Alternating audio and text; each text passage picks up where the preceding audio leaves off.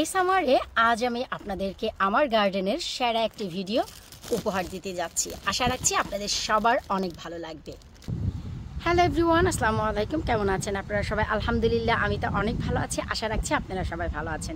আশা রাখছি যে এই সামারের সর্বশ্রেষ্ঠ একটি ভিডিও আমি উপহার দিতে যাচ্ছি এই জুলাই মাসে। আর জুলাই মাসের নাম হচ্ছে মাস। এই যে দেখেন গায়ে জ্যাকেট আর ওয়েদার দেখেন, ওই যে দেখেন। আশা রাখছি ওটি দেখার পর আর বলার অপেক্ষা রাখে না কত ঠান্ডা, কত খারাপ ওয়েদার যাচ্ছে। ফলন আমরা পাবো কোথা থেকে রে ভাই? এখন অনেকেই আবার জানি ভিডিওর পেছনের ওই যে ঘাসগুলো দেখে বলবেন এখানে ওয়েদার যদি খারাপ হয় তাহলে রোদ যে ঘাসগুলো কেন পড়ে গেছে।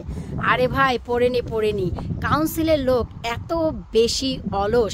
আমরা যেমন গার্ডেনের ঘাস যখন কাটি তখন কিন্তু ঘাসগুলো প্যাকেট করে ফেলে দিই, আর ওরা ঘাস কেটে এই ঘাসের উপরেই রাখে।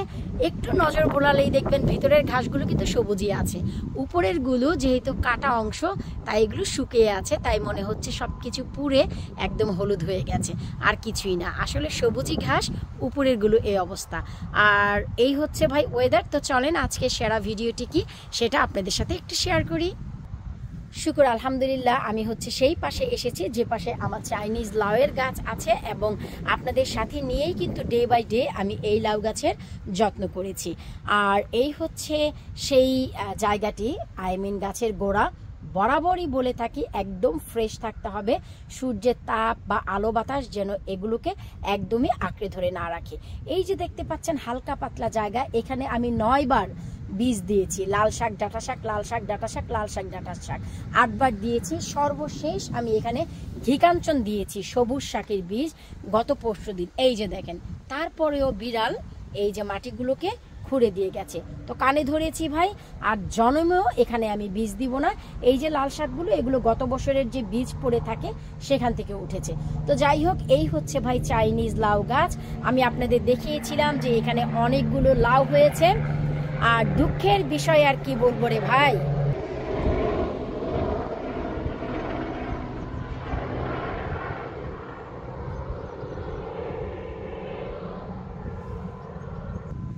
দুঃখের বিষয় আর কি বলবো রে ভাই, এতগুলো লাউ এসেছিল। আমার বিড়ালটি, জানি না যে আপনাদের গুলো কেমন, এত অসভ্য। এদের ভিতরে ভদ্রতা তো কিছুই নেই, মা বাপ কিচ্ছু শিখায়নি। এই যে দেখেন মাটিগুলো তোরা খুঁড়িস ঠিক আছে। এই যে দেখেন এ পাশেও মাটিগুলো একদম আছড়ে দিয়ে গেছে। এখন আমাদের লাউ গাছের ডগায় যে কুমড়োগুলো আসে, কি করে জানেন? সেই কুমড়োগুলো পর্যন্ত পা দিয়ে এরা দমড়িয়ে মচড়িয়ে একদম নষ্ট করে যায়। তারপরে যেগুলো নিচের দিকে থেকে যায় আসলে বেঁচে যায়, আর বাকিগুলো টেনে, এই যে দেখেন, এই যে কুমড়োটা পরশুদিন দেখলাম একদম গাছে ছিল, এই যে দেখেন বিড়ালগুলো টেনে ফেলে দিয়ে গেছে। কি করবো রে ভাই, ওরা হচ্ছে আমাদের ঘরের একদম না ডাকা মেহমান। এরা এদের জায়গা আছে বাড়িতে, আর কিছু হোক আর না হোক এদের জায়গা আছে। তারপরেও ভাই আল্লাহ পাকের অশেষ মেহেরবানি, আমি শুকরিয়া জানাচ্ছি যে এবছর এই প্রথম আমি আমার গার্ডেনের একটি ফল খেতে যাচ্ছি। শাক সবজি আমরা কম বেশি সবাই খেয়েছি আলহামদুলিল্লাহ। লাল শাক, ডাঁটা শাক, 7 মিশালি, 5 মিশালি, 6 মিশালি। শুধু তাই না, আমি কিন্তু আপনারা সবাই জানেন এই গাছ থেকে অনেক সিম খেয়েছি। সিম ভর্তা খেয়েছি, ভাজি খেয়েছি, তরকারিতে খেয়েছি। আর বাকি এই যে দেখতে পাচ্ছেন, এগুলো আমার ইচ্ছে আছে যে আমি বীজ বানাবো। এই যে দেখেন এই সিমের ফলনটি যেহেতু ভালো, ঠিক আছে, বীজ থাকলো, কারো প্রয়োজন হলে দিলাম। যেটার ফলন ভালো আমার মনে হয় সেটাই করা ভালো, যেটার ফলন ভালো না সেইটার পিছনে আমাদের ছোটাছুটি করার কোনো প্রয়োজন নেই।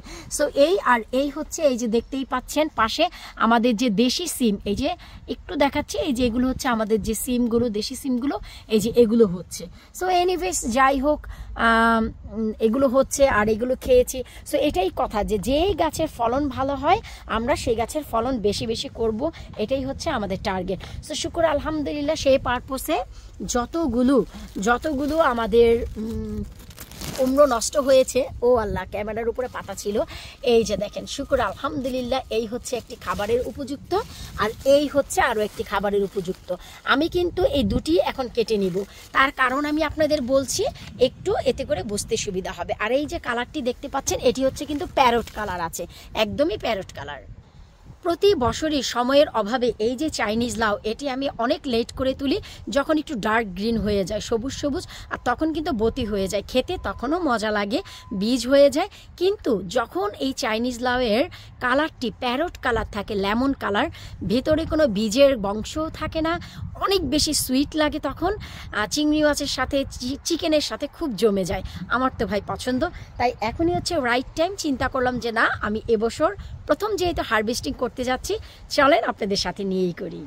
ভাই রে ভাই, এই যে গাছ চাইনিজ লাউয়ের পাতা গায়ে লাগলেই শুধু কিটকিট কিটকিট করে, দেখি আমি, ওরে আল্লাহ, তুমি আবার কোথায় যাও ক্যামেরা নিয়ে, একটু কাছেই থাকো। আমি আসলে এটা দেখতে পাচ্ছি না, গোড়াটা কোথায়, ওই তো পেয়েছি, এই যে দেখেন, বিসমিল্লাহির রহমানির রহিম, আসো আসো, এই তো, শুকুর আলহামদুলিল্লাহ, শুকুর আলহামদুলিল্লাহ, আল্লাহর অশেষ মেহেরবানি, অশেষ অশেষ অশেষ মেহেরবানি। এই হচ্ছে আমি প্রথম চাইনিজ লাউটি আপনাদের সাথে নিয়েই কাটলাম। এই যে সাইজ, এই সাইজটি হচ্ছে একদম একদম পারফেক্ট। আর এখন হচ্ছে আমরা এই যে দেখেন, এটিও কেটে নিচ্ছি। কোথায় গো, আসো, কই গেলা তুমি, কই গেলা, ও পাতার নিচে চলে গেছে। এই যে দাঁড়ান, আমরা কেটে নিচ্ছি, এই তো কেটে নিলেই আসলে হয়ে যাচ্ছে, যেহেতু এই তো আলহামদুলিল্লাহ, এই হচ্ছে ভাই আমার জোড়া চাইনিজ লাউ। তো আপনারাই বলেন, আপনাদের কমেন্ট সেকশনে অবশ্যই জানাবেন ভিডিওর নিচে আপনাদের কেমন লাগলো এই যে জোড়া দুটি চাইনিজ লাউ। মনের মতন, যার পিছনে ছুটি নেই সেই দেখেন সবার আগে ফলন দিল, আর যাকে নিয়ে মাতামাতি তামাশা করি তারা দেখেন কত লেট করে ফলন দেয়। তো এই হচ্ছে আমার ভাই চাইনিজ লাউ। আমি এই বছর প্রথম হারভেস্টিং করলাম, আমার কাছে যে কত বেশি আনন্দ লাগছে এটা আমি আপনাদের বলেও বোঝাতে পারবো না।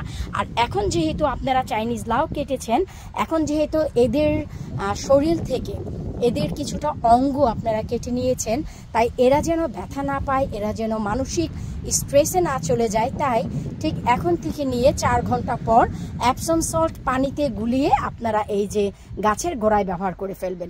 এতে করে এদের মানসিক যে অস্থিরতা সেটা কমে যাবে, কারণ যতই বলেন এরা কিন্তু এদের সন্তান, তাই না? সো আমরা যেহেতু এগুলোকে নিয়ে নিচ্ছি খাওয়ার জন্য, অবশ্যই মাথায় রাখতে হবে এই জিনিসগুলোকে আমরা কষ্ট দিতে পারবো না। তাই অ্যাপসম সল্ট পানিতে গুলিয়ে কিভাবে গোলাতে হয় আমি অলরেডি অনেক ভিডিওতে বলেছি। রাইট ওয়েতে অ্যাপসম সল্ট আপনারা এই গাছে দিয়ে দিবেন 4 ঘন্টা পর, এতে করে এরা মানসিক অনেক স্বস্তি পাবে। দুটি আমি পারলাম, আরও দুটি খাবারের উপযুক্ত হচ্ছে, সেগুলো যখন হারভেস্টিং করি আমি বলবো। আর ঠিক এই থেকে আরও একটু ছোট কিছুটা ছিল, এসে ছিঁড়ে নিয়ে গেছে, কে সেটা বলেন? বিড়াল না রে ভাই, আমার ছেলের ফ্রেন্ডরা খেলতে আসে বিকেলে, সো এখান থেকে একটি টেনে তুলে ফেলেছে, আমার কলিজা ছিঁড়ে গেছে। পরে আমি যখন বললাম যে তুমি ইংলিশ বেবি, আমি বললাম যে তুমি যে এটা ছিঁড়ে ফেললা, আমাকে তো জিজ্ঞেস করোনি, উইদাউট মাই পারমিশন তুমি এটা কেন ছিঁড়লা? পরে বললো, ও এটা কি ভেজিটেবল? আমি বললাম যে জি। ও আমার ড্যাডিও গার্ডেনিং করে, তার হচ্ছে গ্রিন ফিঙ্গার, আমার ড্যাডিকে নিয়ে আসবো, সে ফিক্স করে দিয়ে যাবে। ভাই, গাছ থেকে ফল টেনে ছিঁড়ে ফেললে সেটা যে ফিক্স করা যায় জানতাম না ভাই, আমার ছেলের ফ্রেন্ডের কাছ থেকে সেটা শুনলাম। তো আর ফিক্স করার জন্য ডাকিনি, খুব মনে ব্যথা ছিল, সেটা দিয়ে আমি ভাজি খেয়ে ফেলেছি। তাই আর আপনাদের সাথে ভিডিওটি শেয়ার করিনি, যেহেতু একটু কষ্টের ভিডিও ছিল, অনেক কষ্ট পেয়েছিলাম। সো আশা রাখছি আজকে আমার এই যে দুটি চাইনিজ লাউ হারভেস্টিং করলাম আপনাদের ভালো লেগেছে। বৃষ্টি হচ্ছে ঘুরি ঘুরি, দেখেন জুলাই মাসে যদি এই ওয়েদার থাকে আমাদের ফলন আসবে কোথা থেকে রে ভাই? আপনারাই বলেন। ও আমি তো জমে যাচ্ছি, ঠান্ডা লাগছে রে ভাই অনেক। তো আশা রাখছি যে আজকের এই ভিডিওটি আপনাদের ভালো লাগবে। সর্বপ্রথমে একটা জিনিস মনে রাখবেন, গাছ থেকে যখনই হারভেস্টিং করবেন গাছটি যেন স্ট্রেসে না যায়, পরবর্তী যে খাদ্যটি বড় হচ্ছে তাকে যেন সে পুরোপুরি মনোযোগ দিতে পারে, তার জন্য অ্যাপসম সল্ট ব্যবহার করতে একদমই ভুলবেন না। এটা হচ্ছে ওদের খোরাক ওই সময়ের জন্য। বিদায় নিচ্ছি আজকের মতো, আল্লাহ হাফিজ।